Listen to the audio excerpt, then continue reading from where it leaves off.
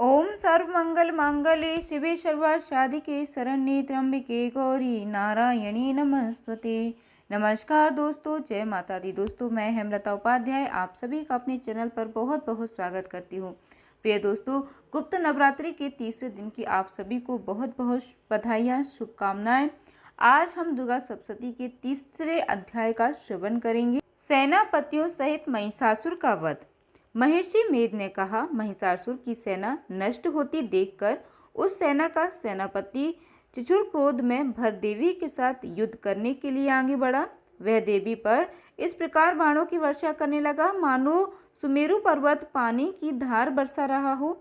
इस प्रकार देवी ने अपने बाणों से उसके बाणों को काट डाला तथा उसके घोड़ों व सारथी को भी मार दिया। साथ ही उसके धनुष और उसकी अत्यंत ऊंची ध्वजा को भी काटकर नीचे गिरा दिया। उसका धनुष कट जाने के पश्चात उसके शरीर के अंगों को भी अपने बाणों से भीन दिया। धनुष, घोड़ों और सारथी के नष्ट हो जाने पर वह असुर ढाल और तलवार लेकर देवी की तरफ आया। उसने अपनी तीक्ष्ण धार वाली तलवार से देवी के सिंह के मस्तक पर प्रहार किया और आगे बढ़े वेग से देवी की बाईं भुजा पर वार किया, किंतु देवी की बाईं भुजा को छूते ही उस दैत्य की तलवार टूटकर दो टुकड़ों में हो गई। इससे दैत्य ने क्रोध में भरकर शूल हाथ में लिया और उसे भद्रकाली देवी की ओर फेंका। देवी की ओर आता हुआ वह शूल आकाश में गिरते हुए सूर्य के समान प्रज्वलित हो उठा। उस शूल को अपनी ओर आते हुए देखकर देवी ने शूल छोड़ा और महाअसुर के शूल से 100 टुकड़े कर दिए। साथ ही महाअसुर के प्राण भी हर लिए। चिचुर के मरने पर देवताओं को दुख देने वाला चामर नामक दैत्य हाथी पर सवार होकर देवी से लड़ने के लिए आया और उसने आने के साथ ही शक्ति से प्रहार किया, किंतु देवी ने अपनी हुंकार से ही उसे तोड़कर पृथ्वी पर डाल दिया।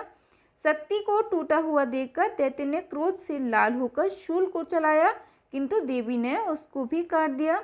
इतने में देवी का सिंह उछलकर हाथी के मस्तक पर सवार हो गया और दैत्य के साथ बहुत ही तीव्र युद्ध करने लगा। फिर वह दोनों लड़ते हुए हाथी पर से पृथ्वी पर आ गिरे और दोनों बड़े क्रोध से लड़ने लगे।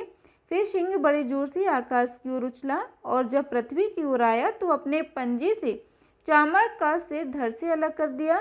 क्रोध से भरी हुई देवी ने शिला और वृक्ष आदि की चोटों से उदग्र को भी मार दिया। कराल को दांतों, मुक्कों और थप्पड़ों से चूर्ण कर डाला। क्रोध हुई देवी ने गदा के प्रहार से युद्धत दैत्य को मार गिराया। बिंदीपाल से वाष्पकल को बाणों से ताम्र तथा अंधक को मौत के घाट उतार दिया।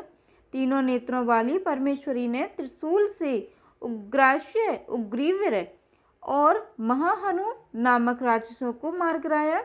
उसने अपनी तलवार से विडाल नामक दैत्य का सिर काट डाला तथा अपने बाणों से दुर्धर और दुर्मुख राक्षसों को यमलोक पहुंचा दिया।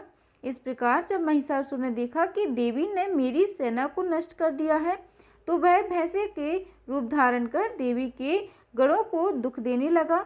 उन गणों में कितनों को उसने मुख के प्रहार से, कितनों को खुरों से, कितनों को पूंछ से और कितनों को सींगों से, बहुत को दौड़ाने वेग से, अनेकों ही सिंहनाद से, कितनों को चक्कर देकर और कितनों को श्वास वायु को झोंकों से पृथ्वी पर गिरा दिया।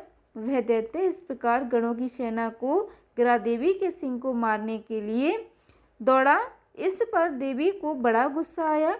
उधर दैत्य भी क्रोध में भरकर धरती को खुरों से खोदने लगा तथा सिंहों के पर्वतों को उखाड़ उखाड़ कर धरती पर फेंकने लगा और मुख से शब्द करने लगा। महिषासुर के वेग से चक्कर देने के कारण पृथ्वी क्षुब्ध होकर फटने लगी। उसकी पूंछ से टकराकर समुद्र चारों ओर फैलने लगा। हिलते हुए सिंहों के आघात से मेघ खंड खंड हो गए और श्राप से आकाश में उड़ते हुए पर्वत फटने लगे। इस तरह क्रोध में भरे हुए राक्षस को देख चंडिका को भी क्रोध आ गया और उसे मारने के लिए क्रोध में भर गई।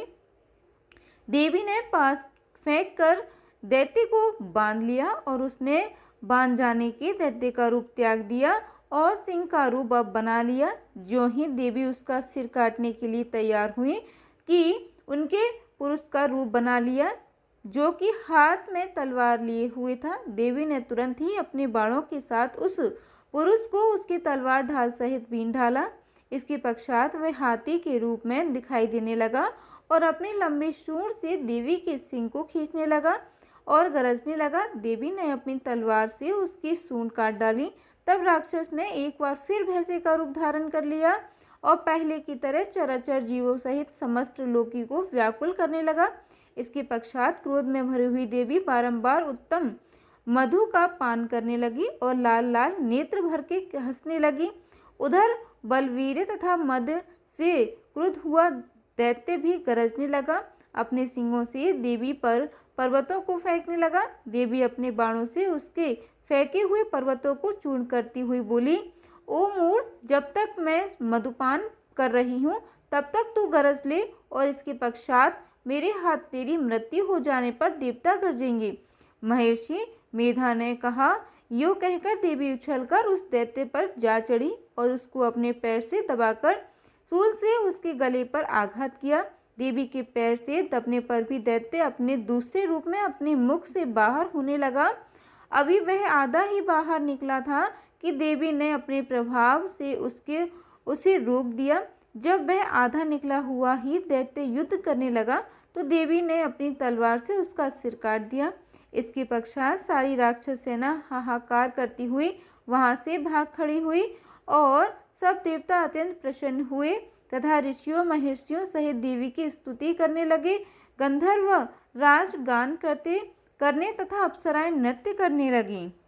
श्री मार्कंडेय पुराणे सावर्णिके मनवंतरे देवी महात्म्य महिषासुर वधू नाम तृतीय अध्याय संपूर्ण हुआ।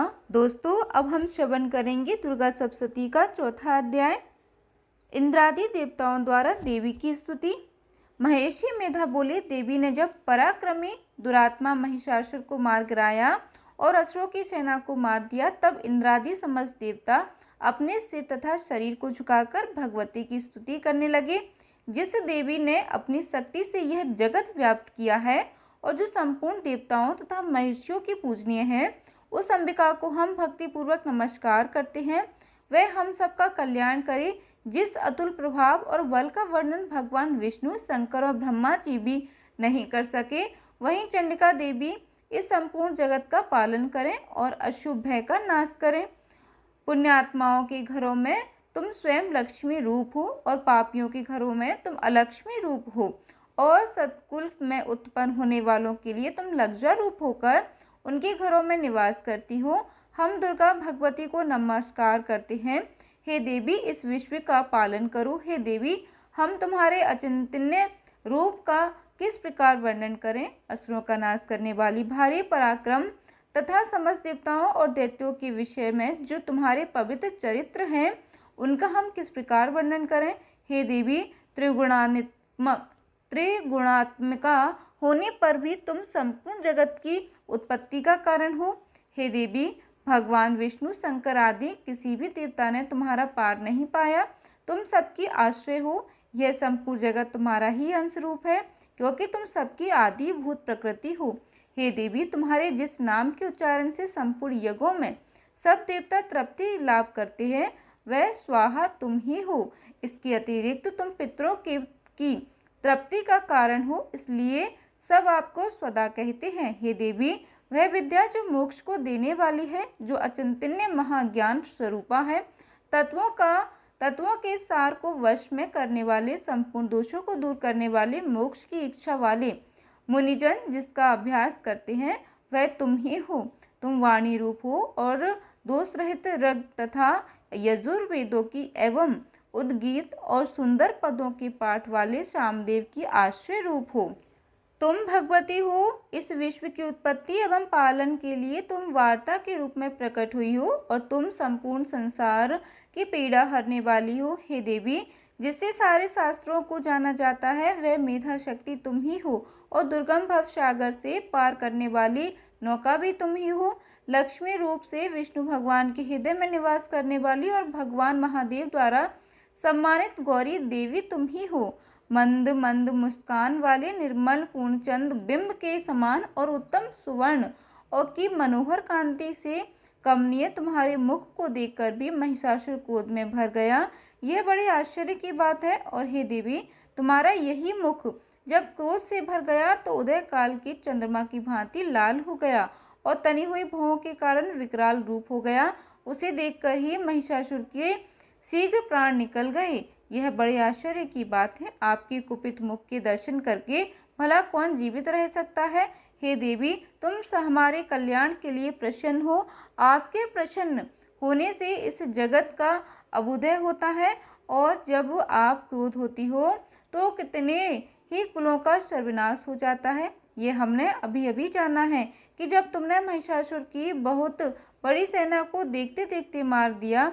हे देवी, सदा अभ्युदय प्रताप देने वाली तुम जिस पर प्रसन्न हो जाती हो वही देश में सम्मानित होते हैं। उनके धन यश की वृद्धि होती है, उनका धर्म कभी शिथिल नहीं होता और उनके यहाँ अधिक पुत्र पुत्रियाँ और नौकर होते हैं। देवी, तुम्हारी कृपा से ही धर्मात्मा पुरुष प्रतिदिन श्रद्धापूर्वक यज्ञ करता है और धर्मानुकूल आचरण करता है और उसके प्रभाव से स्वर्ग लोक में जाता है, क्योंकि तुम तीनों लोकों में मनवांछित फल देने वाली हो। हे माँ दुर्गे, तुम स्मरण करने पर संपूर्ण जीवों के भय नष्ट कर देती हैं और स्थिर चित्त वालों के द्वारा चिंतन करने पर उन्हें अत्यंत मंगल देती हो। हे दारिद्र दुख नाशिनी देवी, तुम्हारे सिवा दूसरा कौन है। तुम्हारा चित्त सदा दूसरों के उपकार में लगा रहता है। हे देवी, तुम शत्रुओं को इसलिए मारती हो कि उनके मारने से दूसरों को सुख मिलता है। वह चाहे नरक में जाने के लिए चिरकाल तप करते रहे हो, किंतु तुम्हारे साथ युद्ध करते सीधे स्वर्ग को जाएं, इसलिए तुम उनका वध करती हो। हे देवी, क्या तुम दृष्टिपात मात्र समस्त असुरों को भस्म नहीं कर सकती। अवश्य ही कर सकती हो, किंतु तुम्हारा शत्रुओं को शस्त्रों के द्वारा मारना इसलिए है कि शस्त्रों के द्वारा मरकर वे स्वर्ग को जावें। इस तरह से हे देवी, उन शस्त्रों के प्रति भी तुम्हारा विचार उत्तम है। हे देवी, तुम्हारे उग्र खड्ग की चमक से और त्रिशूल की नोक की कांति की किरणों से असुरों की आंखें फूट नहीं गईं। उसका कारण यह था कि वे किरणों से शोभायमान तुम्हारे चंद्रमा के समान आनंद प्रदान करने वाले सुंदर मुख को देख रहे थे। हे देवी, तुम्हारा शील बुरे वृतांत को दूर करने वाला है और सबसे अधिक तुम्हारा रूप है, जो ना तो कभी चिंतन में आ सकता है और ना जिसकी दूसरों से कभी तुलना ही हो सकती है। तुम्हारा बल पराक्रम शत्रुओं का नाश करने वाला है। इस तरह तुमने शत्रुओं पर भी दया प्रकट की है। हे देवी, तुम्हारे बल की किसके साथ बराबरी की जा सकती है तथा शत्रुओं को भय देने वाला इतना सुंदर रूप भी और किसका है। हृदय में कृपा और युद्ध में निष्ठुरता, यह दोनों बातें तीनों लोकों में केवल तुम ही देखने में आई हैं। हे माता, युद्ध भूमि में शत्रुओं को मारकर तुमने उन्हें स्वर्ग लोक में पहुंचाया है।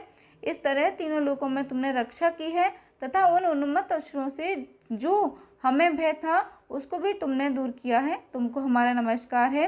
देवी, तुम शूल तथा खड्ग से हमारी रक्षा करो तथा घंटे की ध्वनि से धनुष की टंकोर से भी हमारी रक्षा करो।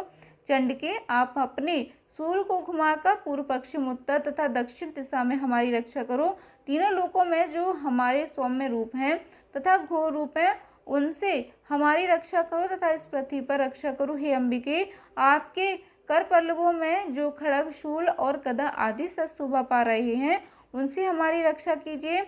महर्षि बोले कि इस प्रकार जब सब देवताओं ने जगत माता भगवती की स्तुति की और नंदबंदन के पुष्पों तथा गंध अनुलेपों द्वारा उनका पूजन किया और फिर सबने मिलकर जब सुगंधित व दिव्य धूपों द्वारा उनको सुगंधित निवेदन की, तब देवी ने प्रसन्न होकर कहा, हे देवताओं, तुम सब मुझसे मनवांछित वर मांगो। देवता बोले, हे भगवती, तुमने हमारा सब कुछ कार्य कर दिया है, अब हमारे लिए कुछ भी मांगना बाकी नहीं रहा, क्योंकि तुमने हमारे शत्रु महिषासुर को मार डाला है। हे महेश्वरी, तुम इस पर भी यदि हमें कोई वर देना चाहती हो तो बस इतना वर दो कि जब जब हम आपका स्मरण करें तब तब आप हमारी विपत्तियों को हरने के लिए हमें दर्शन दिया करें।